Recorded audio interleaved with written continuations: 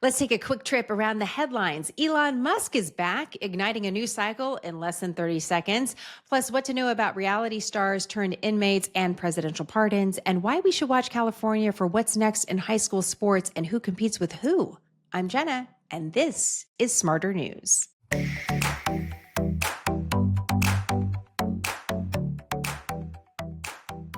Well, just a quick heads up if you have young ears, we're going to tackle some controversial topics in today's pod, so don't want you to get caught off guard. It's one of my pet peeves when something that I wasn't expected comes up in front of my kids in the car.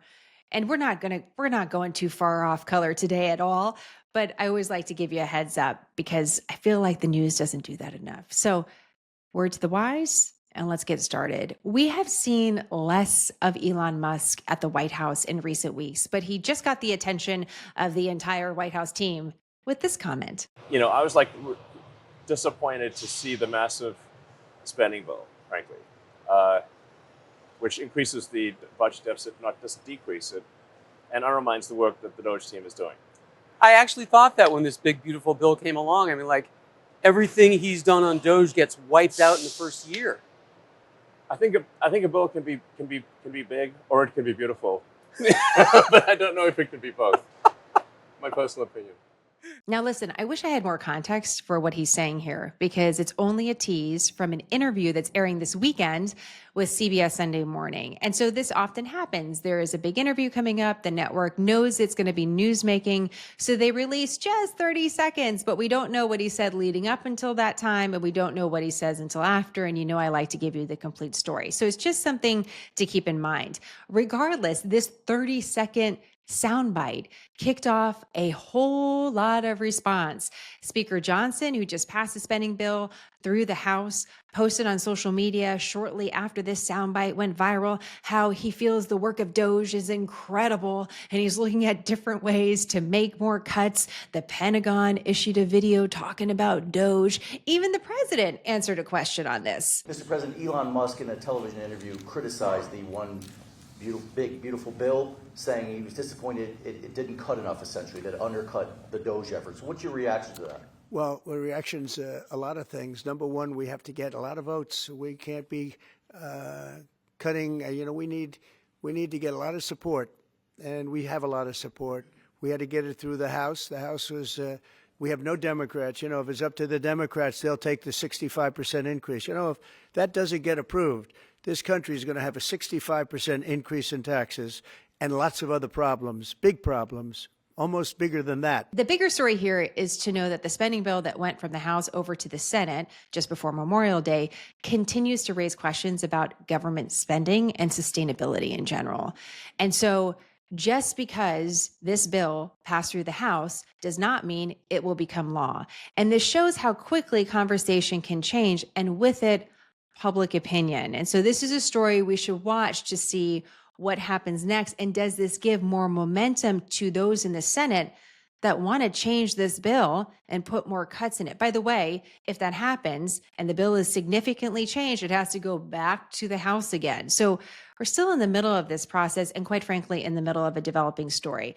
I did see, by the way, the Secretary of the Navy issue this statement about Doge.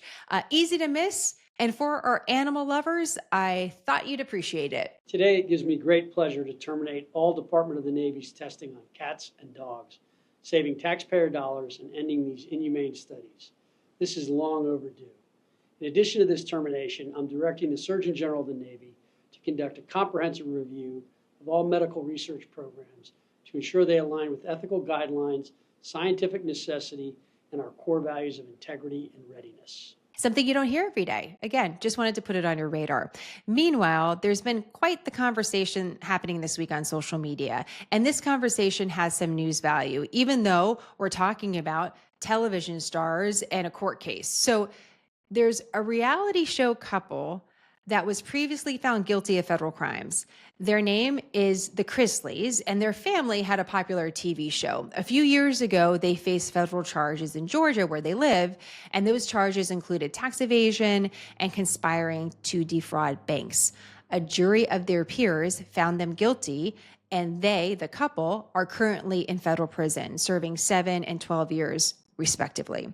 Now, their daughter has argued that their case was politically motivated.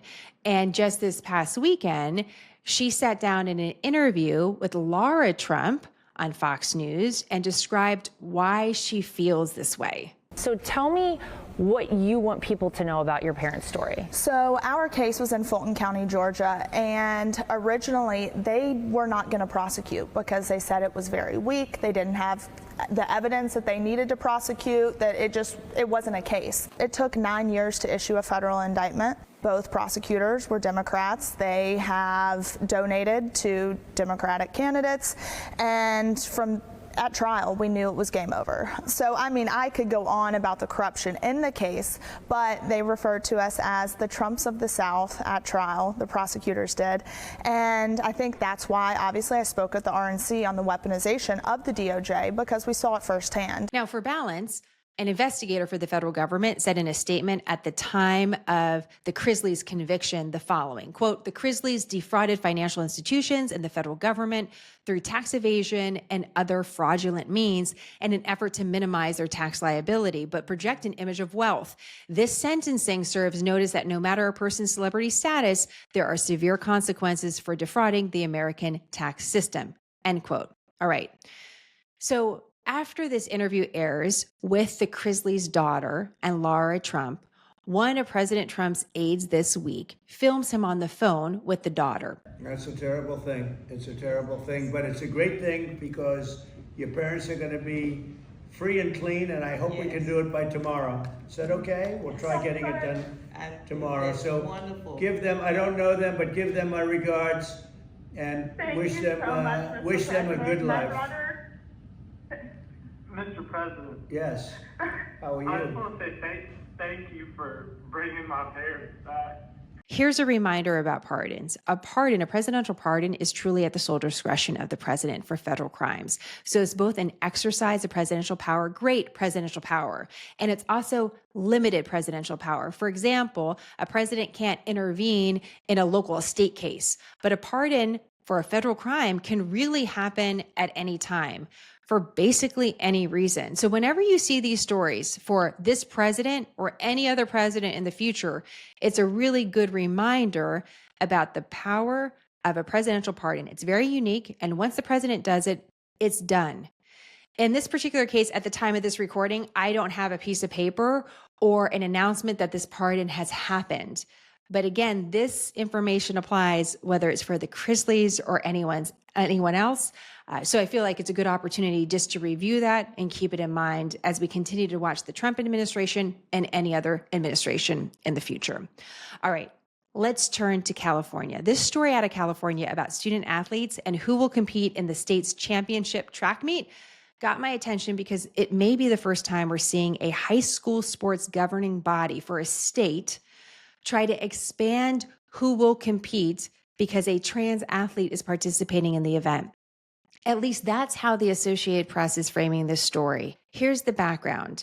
There was a qualifying track meet over the last few days. A transgender athlete competed against biological female athletes, and that trans athlete wins some qualifying events.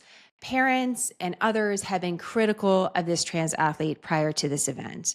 And President Trump got wind of this competition. He weighed in on social media and says he will withhold federal money to the state of California if this continues, what he describes as men competing in women's sports. Obviously, others disagree with that description.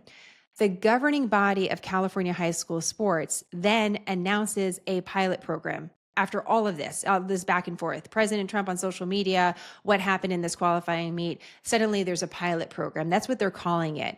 And it's being read as a temporary decision that doesn't explicitly, by the way, say anything about trans athletes at all. It doesn't say anything about trans athletes at all, but basically says any biological female student athlete who didn't qualify because of a trans athlete can participate in the final.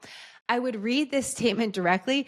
It is very confusing. And so I'm using what's being kind of skimmed from the LA Times, local press, the news wires to summarize what this governing body is saying. Again, the news value here is this could be the first time we're seeing a high school governing body for a state make a rule change like this to accommodate biological female athletes? And now there's all sorts of questions. Well, what will happen in the championship depending on who wins the final? And depending on who wins, how will the state handle it? How will the federal government handle it? Will the president actually try to move to withhold federal money if this trans athlete participates? And it isn't just as simple as a question about fairness and competition, although there's a lot of different opinions, obviously, on this topic. There's also a legal question about discrimination. The federal government says that biological female athletes are being discriminated against when trans athletes are competing against them. But then on the flip side, there can be the argument that there's discrimination against trans athletes. So you can see a lot of different angles to this story. Plus, you have this question about federal versus state power. We're seeing this play out in a court case, by the way, between the federal government under the Trump administration and the state of Maine.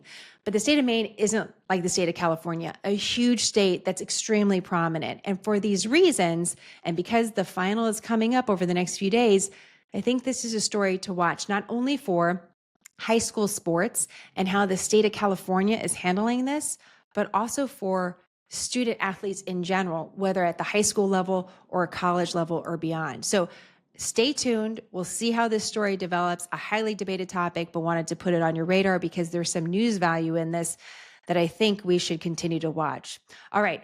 Hope we got you caught up and some big stories this week. Thank you for your support of quick, concise, nonpartisan, smarter news. I'm Jenna. Have a great day. Bye.